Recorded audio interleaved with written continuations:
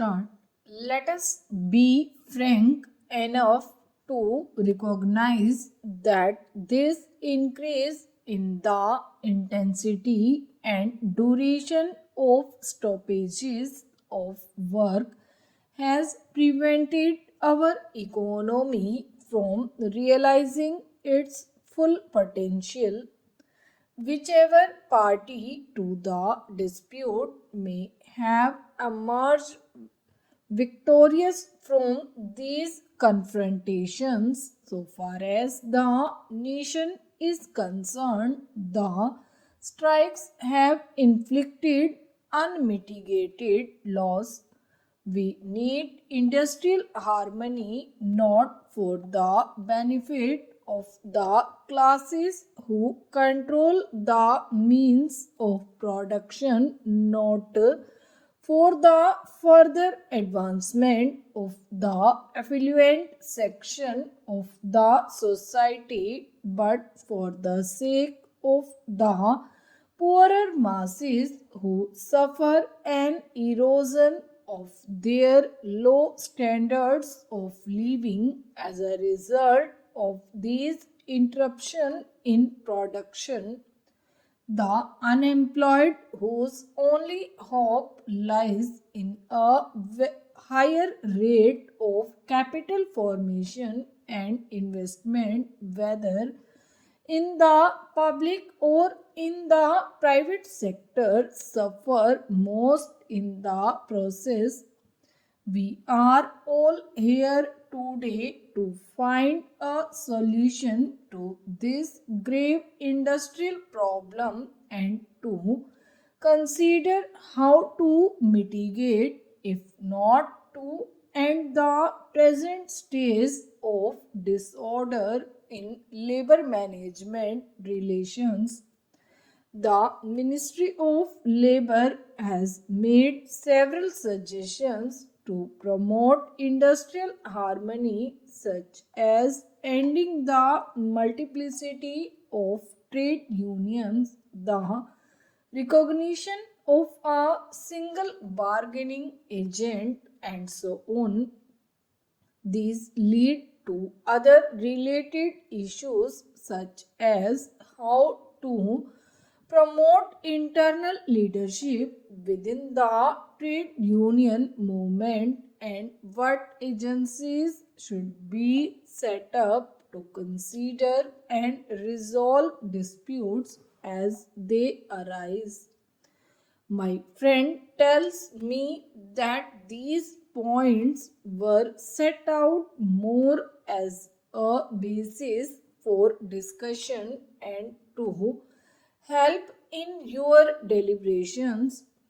I do not wish to go into these issues in detail nor to prejudge or prejudice the discussions, but may I suggest that you evaluate these points and any others with one criteria: whether they will increase or reduce industrial disputes.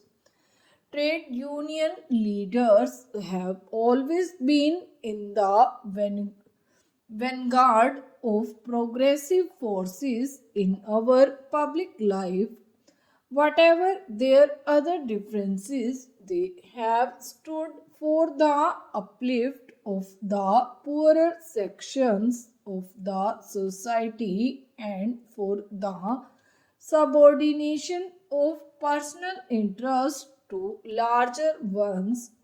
They would be untrue to this tradition if they do not focus their attention on the problem of augmenting production at this critical juncture, when, apart from our other problems, 3 million victims of the reign of terror unleashed across our borders have sought refuge in our land.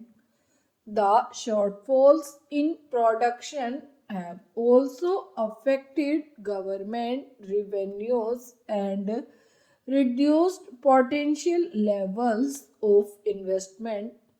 The working class and their leaders have been among the foremost in urging the expansion of the public sector and the nationalization of key sectors of the economy. The government and the public are therefore entitled to expect of workers in public enterprises greater devotion and dedication to work than has been so far evident. I must admit that there is scope for the improvement of communication between management and workers in public enterprises. I do not think that it is enough to give workers representation merely on the boards of management. We need to involve them more intimately in the problems of the enterprises at various levels. We constantly hear of the need to check the concentration of economic power in the hands of a few in the private sector.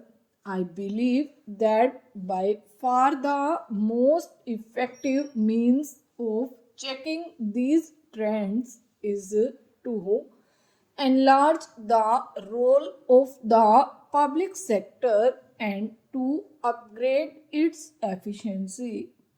The formidable managerial problems of the public sector need immediate attention, but the acceptance of a greater measure of discipline and dedication on the part of labor in public enterprises is also an essential element in our strategy to make the public sector the pace setter in our economy.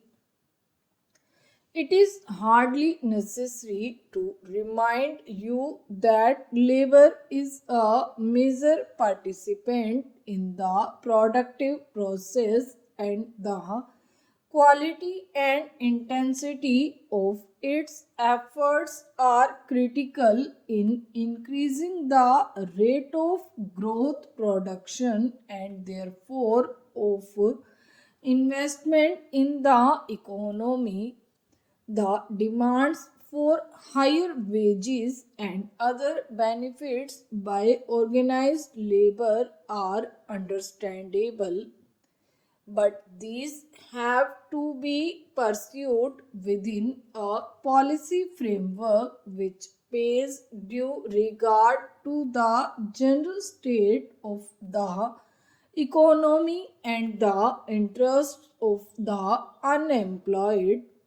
In a country like ours, where there are millions of unemployed and underemployed, what is needed is a fair distribution of opportunities for gainful employment. In this sense, the employed, particularly in the organized sector, who enjoy a measure of special security, should recognize that in our country to be employed in is in itself a privilege. Hence, they should not merely seek unilateral gains for themselves but should also have some compassion for those who are willing to work yet are unable to do so because of the comparatively low rate of capital formation. I am sure that trade unions will interpret their responsibilities in this wider sense and work to secure for the employed as well as the prospective labor an increasing equitable share of progressively rising national product. Our country has gone through a very difficult period, but there is every indication that we are poised for rapid advance. Stop.